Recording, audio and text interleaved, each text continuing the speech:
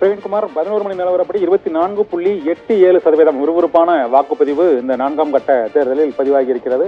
அதிகபட்சமாக மேற்கு வங்கத்தில் 32.78% அளவுக்கு வாக்குகள் பதிவாகி இருக்கிறது. இதே போல உத்தரப்பிரதேசத்தை பொறுத்தவரை 27.12% வாக்குகள் பதிவாகி இருக்கிறது. ஆந்திர மாநிலத்தை பொறுத்தவரை அங்கு சட்டமன்ற தேர்தலும் மக்களவைத் தேர்தலும் நடைபெற்று வரக்கூடிய சூழ்நிலையில் 175 சட்டப்பேரவை தொகுதிகளுக்கும் 25 மக்களவை தொகுதிகளுக்கும் நடைபெற்று வரும் தேர்தலில் 23.12% வாக்குகள் பதிவாகி இருக்கின்றன.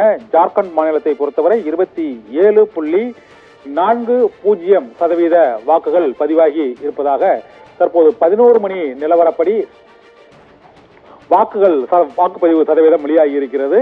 இதே போல ஜம்மு காஷ்மீர் மாநிலத்தை பொறுத்தவரை 14.94%, மத்திய பிரதேச மாநிலத்தை பொறுத்தவரை 17.5% வாக்குகளும் தற்போது பதிவாகி இருக்கின்றன.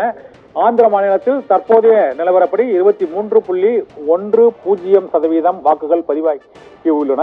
தெலுங்கானா மாநிலத்தில் 24.31%, உத்தரப்பிரதேச மாநிலத்தில் தேர்தல் நடைபெறும் 13 மக்களவை தொகுதிகளில் 27.12% வாக்குகளும், மகாராஷ்டிரா மாநிலத்தில் 17.51% வாக்குகள், மிக குறைவான அளவு மகாராஷ்டிரா மாநிலத்தில் வாக்குகள் பதிவாகி இருக்கிறது. மேற்கு வங்க மாநிலத்தில் வழக்கம் போல அதிகபட்சமாக 32.78 மற்றும் மத்திய பிரதேச மாநிலத்திலும் மேற்கு வங்க மாநிலத்திற்கு இணையாக இந்த 4ஆம் கட்ட தேர்தலில் தேர்தல் நடைபெறும் 8 மக்களவை தொகுதிகளில் 32.38% வாக்குகளும் பதிவாகி இருக்கிறது. பீகார் மாநிலத்தில் 22.54% வாக்குகளும், ஜார்க்கண்ட் மாநிலத்தில் 27.40% வாக்குகளுமே பதிவாகி உள்ளன. ஒட்டுமொத்தமாக பார்க்கும் பொழுது 25% வாக்குகள் இந்த 11 மணி நிலவரப்படி பதிவாகி இருக்கின்றன. இது 4ஆம் கட்ட தேர்தலில் சற்று விறுவிறுப்பான வாக்குப்பதிவாகத்தான் கருதப்படுகிறது. இந்த வாக்குப்பதிவானது மேற்கு வங்கம், மத்திய பிரதேச மாநிலத்தில் அந்த 9 மாநிலங்களில் மிக அதிக அளவு வாக்குகள் பதிவாகி இருக்கிறது. ஜம்மு காஷ்மீர் மாநிலத்தை, யூனியன் பிரதேசத்தை பொறுத்தவரை அங்கு 14.94% வாக்குகள் அங்கு பதிவாகி இருக்கின்றன.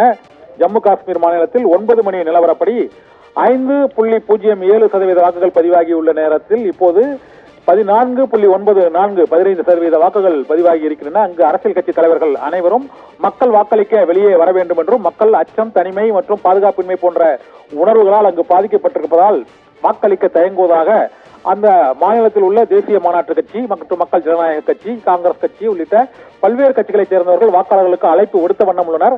அந்த அழைப்புக்கு சற்று பலனளிக்கும் வகையில் இப்போது அங்கு 14.94%, 15% வாக்குகள் பதிவாகி உள்ளன. ஒடிசா மாநிலத்தை பொறுத்தவரையிலும் அங்கு சட்டப்பேரவையுடன் மக்களவை தேர்தலும் நடைபெறுகிறது.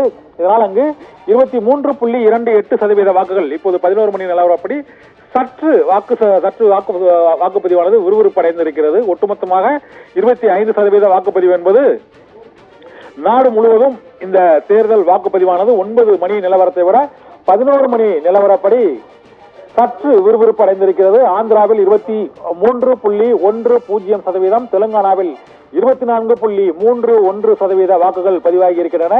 ஆந்திரா, தெலுங்கானா மாநிலங்களை பொறுத்தவரை ஆந்திராவில் சட்டப்பேரவை தேர்தலோடு அங்கு மக்களவை தேர்தலும் நடைபெறுவதால் ஜெகன்மோகன் ரெட்டி மீண்டும் அங்கு ஆட்சி அமைப்பாரா அல்லது அங்கு தெலுங்கு தேசம், பாஜக மற்றும் பவன் கல்யாண் கூட்டணியில் சந்திரபாபு நாயுடு மீண்டும் அங்கு ஆட்சி அமைக்க இயலுமா என்பதை முடிவு செய்வதற்கான சட்டப்பேரவை தேர்தலும் மக்களவை தேர்தலும் ஆந்திராவில் நடைபெற்று வருகிறது.